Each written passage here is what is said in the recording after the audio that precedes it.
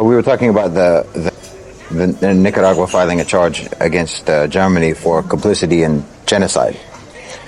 And we were talking about how ironic it is that Germany is proving to be very consistent historically in their support for genocide and denial of genocide. And that they seem to have lost the plot and misunderstood that genocide isn't something that's exclusively committed against Jews, and when it's not committed against Jews, it's not happening. The Jews actually made it easy for them to know the difference because they came up with a special word for theirs, Holocaust. You know, that they call the genocide when it's committed specifically against the Jewish people, it's called a Holocaust. And it's not called a Holocaust when it's against anybody else. Everybody else just gets the same. We all have to share the word genocide, but the Jews have a special word. I mean, this is interesting. I'll be curious to know why they came up with the word Holocaust. I mean, like, who coined the term?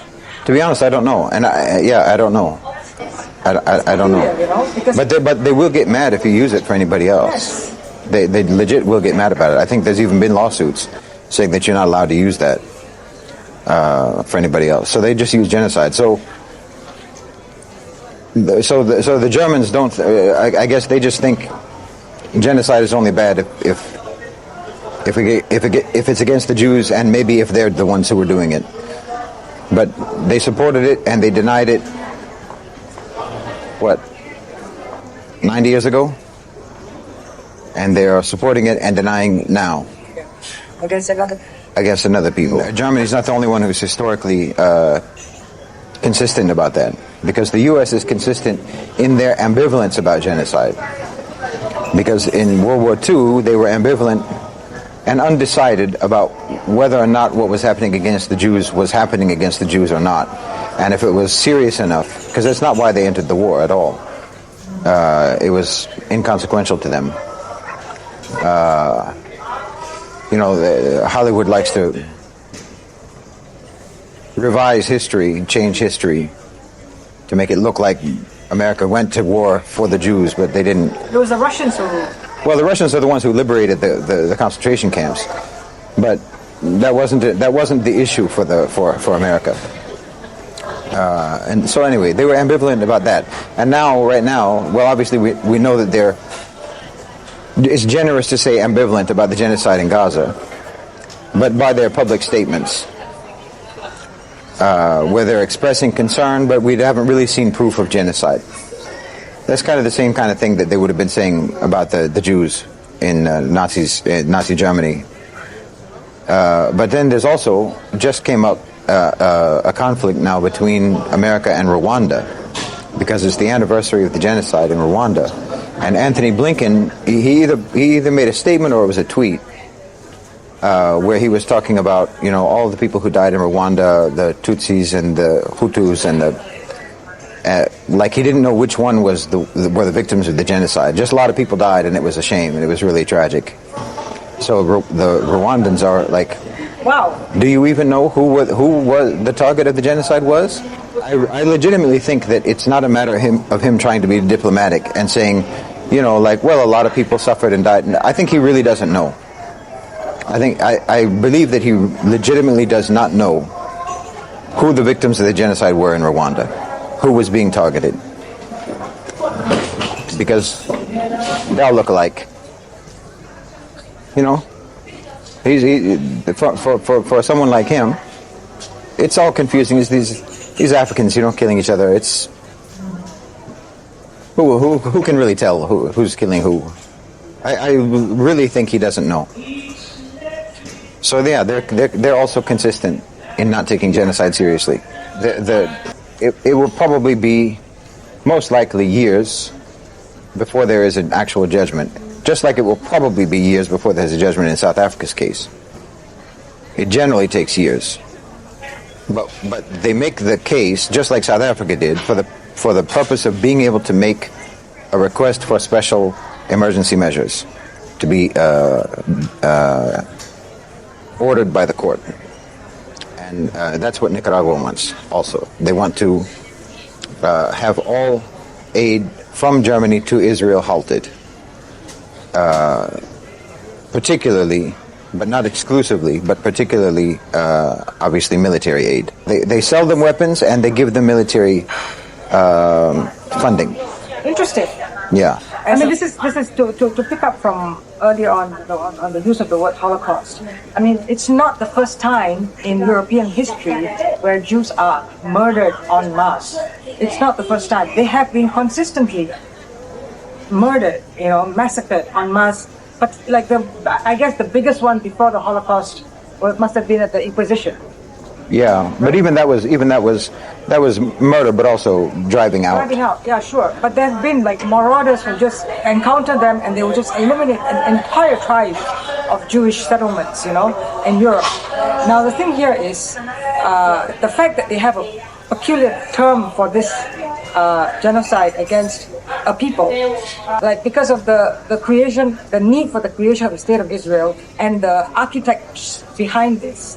They didn't find Jewish people willing participants in this move. Zionism. Yeah, they were not accepting this.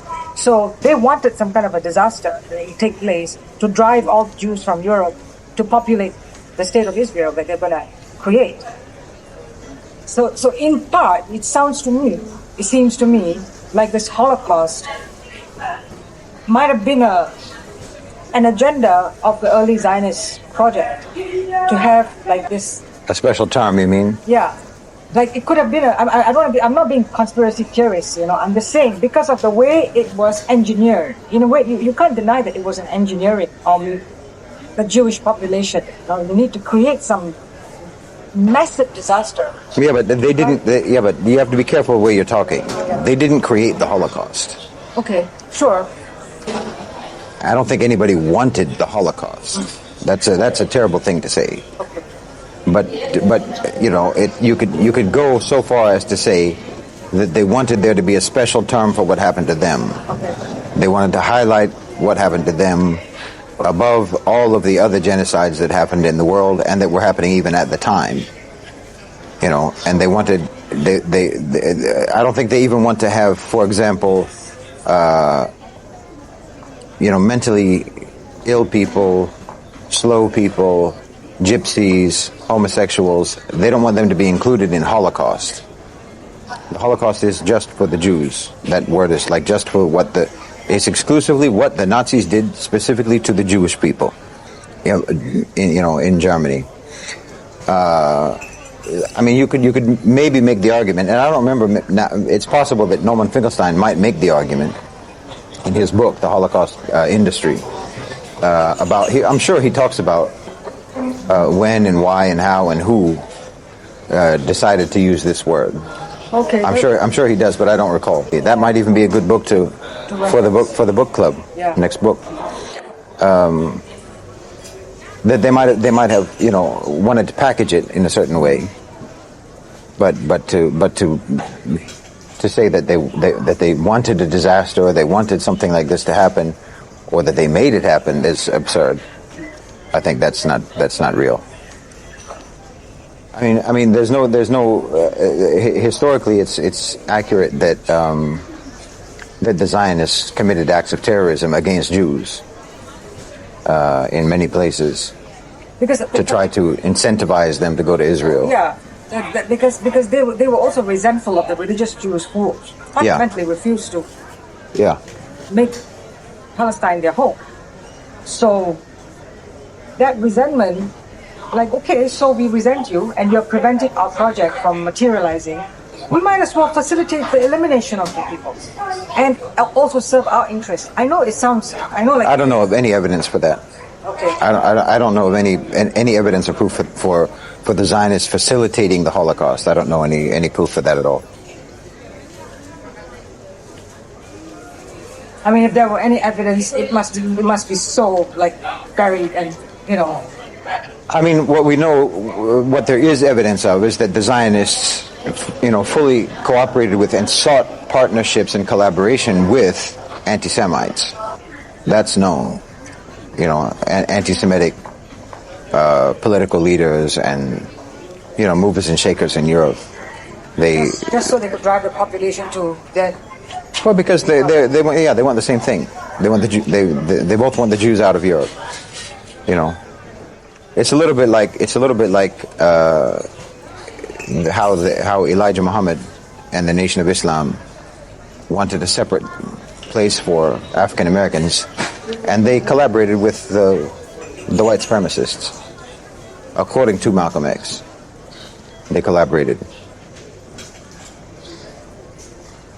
But the case, the interesting thing to me about the case is where it will go or where it can go, because I'm talking about the case about complicity for genocide. First of all, the fact that the case is being heard and the fact that the case has been made,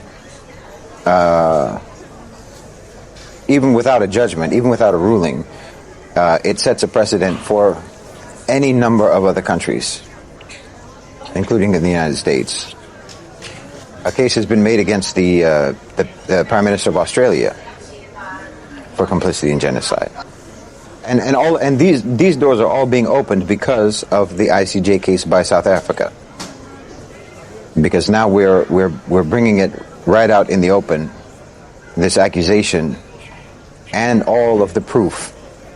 The genocide is being committed in Gaza, and so now anyone who is, basically everyone who up until today, really, but certainly up until they filed that case, who was saying we stand unconditionally with Israel, while Israel is making statements that are now being used as evidence against them in the ICJ, evidence of genocide and intention to commit genocide. You're standing beside the politicians who are making these statements. You're standing beside the state and the administration that while they're making statements and committing acts which are currently being used as evidence against them to prove the case for genocide. You have all of these doors being opened because of the ICJ case. That now Germany you can file a case with the ICJ for them to not send aid and financing and funding and arms and weapons to Israel. And you can make a case, you can refer someone to the ICJ for being an accomplice to genocide, who was by individual politicians. So that opens so many doors. So many people could be brought to the ICJ for that. People, states, governments, companies. All the repercussions are mind-boggling. How far that could go. I mean, if you're a weapons company, the repercussions are just massive on you. Like I've talked about many times, even before this case against Germany. And that there were weapons companies, and there were like some local governments and some, like Canada, said that they're not going to send weapons. Okay. They're going to have like a weapons embargo against Israel, and some people were saying in the group, like, but they barely give them anything. Yeah, that's irrelevant. How much they give them is irrelevant. How many times in the past have they implemented an arms embargo against Israel? That's a massive sea change. It doesn't matter what they give them. If they just send them pea shooters, it doesn't matter. The fact is, you're making this statement. We don't want to. We can't be. You are. That's basically like a testimony for the prosecution that you think they're guilty. You think that they are complicit. That's incriminating.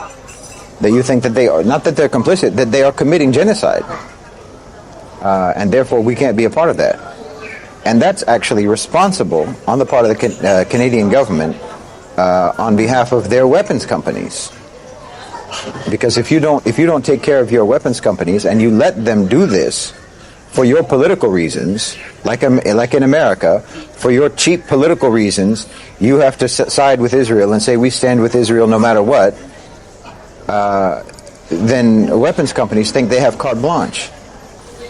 And then when the verdict comes down, they're going to face billions of dollars in damages, billions of dollars in civil lawsuits, billions of dollars in compensation, billions in dollars of fines. So it's just a means of protecting their own interests. Well, no, I mean, I'm saying it's you don't even have to think about it as a moral decision, but just legally responsible decision on the part of Canada and on the part of anybody else to take. You can't let your arms companies keep doing this when Consequences. the ramifications are huge. That's like that can and should and probably would be bankruptable ramifications. Like it can. I mean, I'm just thinking about all of the ways that it can go, all of the things that can spin out from these cases.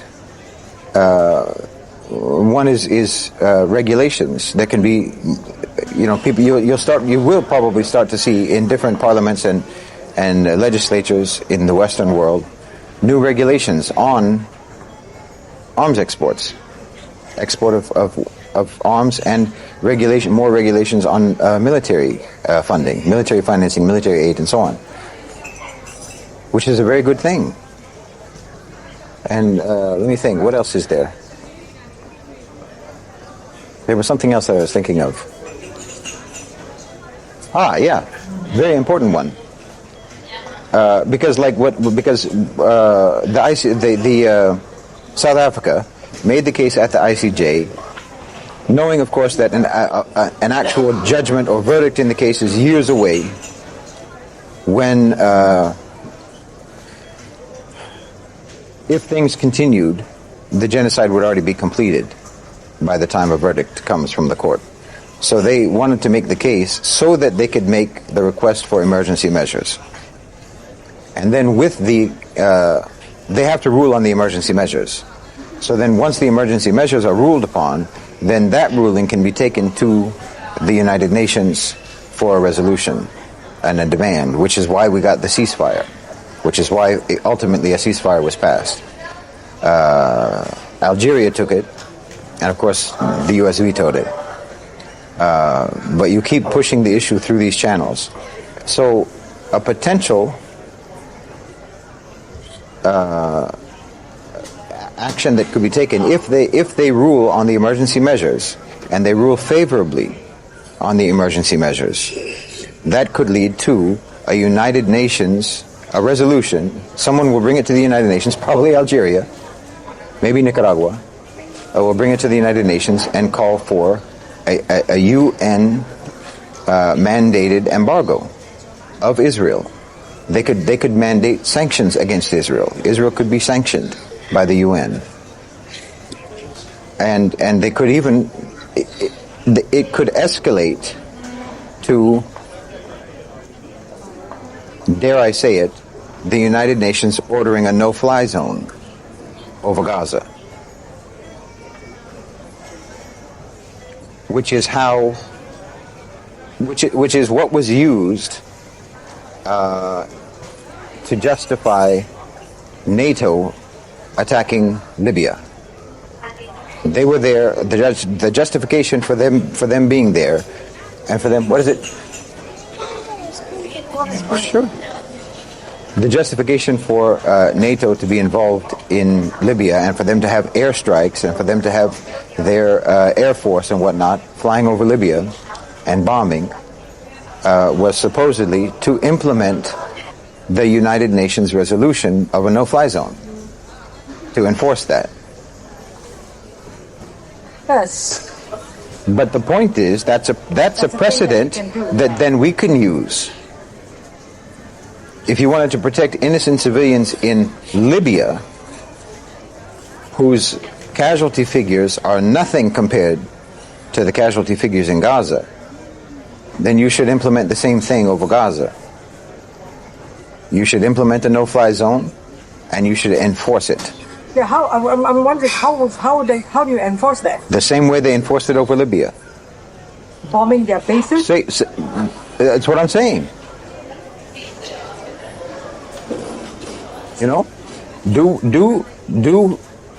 Be consistent. Yeah.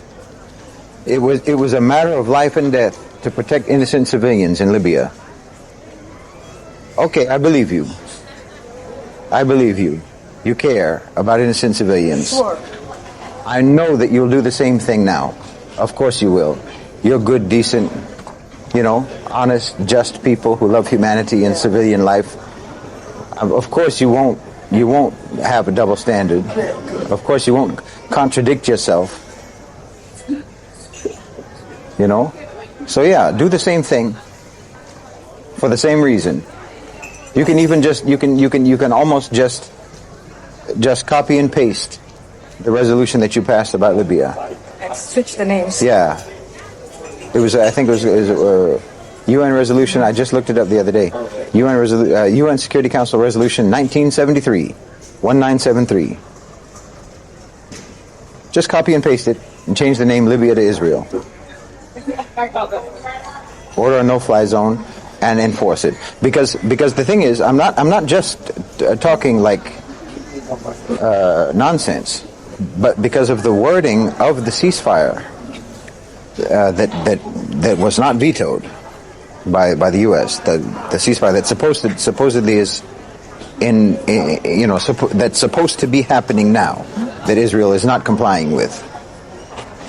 The wording of that was that they said that the UN said, or the Security Council said, that we remain seized of this issue, which is like a legal term, a legal language of saying, basically, we reserve the right to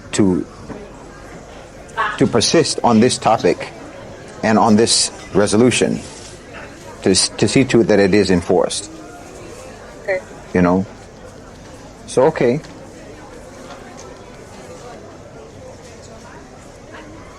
Do what you did last time with someone else. Do the same thing with them that you did with someone else.